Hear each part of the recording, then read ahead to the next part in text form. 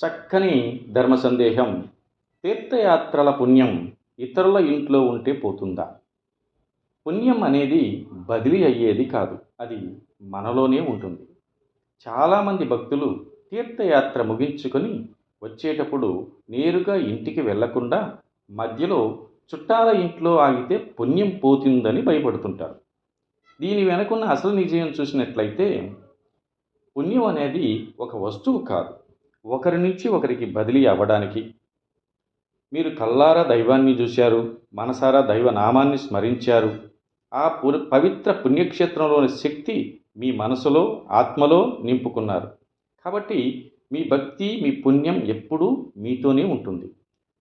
తార్కిక వివరణ చూసినట్లయితే దర్శనం అయ్యాక మీరు ఉండే సత్రం మీ సొంత ఇల్లు కాదు. బయట హోటల్లో భోంచేస్తారు, బస్సు, రైలు వంటి పరాయి వాహనాల్లో, స్థలాల్లో ప్రయాణిస్తారు. ఇవన్నీ చేసినప్పుడు పుణ్యం పోనప్పుడు తెలిసిన వారి ఇంట్లో విశ్రాంతి తీసుకుంటే పుణ్యం ఎలా పోతుంది? అసలు మన పెద్దల ఉద్దేశం ఏమిటంటే పూర్వకాలంలో యాత్ర ముగించుకొని నేరుగా ఇంటికే రావాలనే నియమం వెనక ఉన్న ఉద్దేశం యాత్రలో పొందిన ఆ ప్రశాంతతను, దైవ చింతనను అలాగే ఇంటికి తీసుకువెళ్ళాలని మాత్రమే.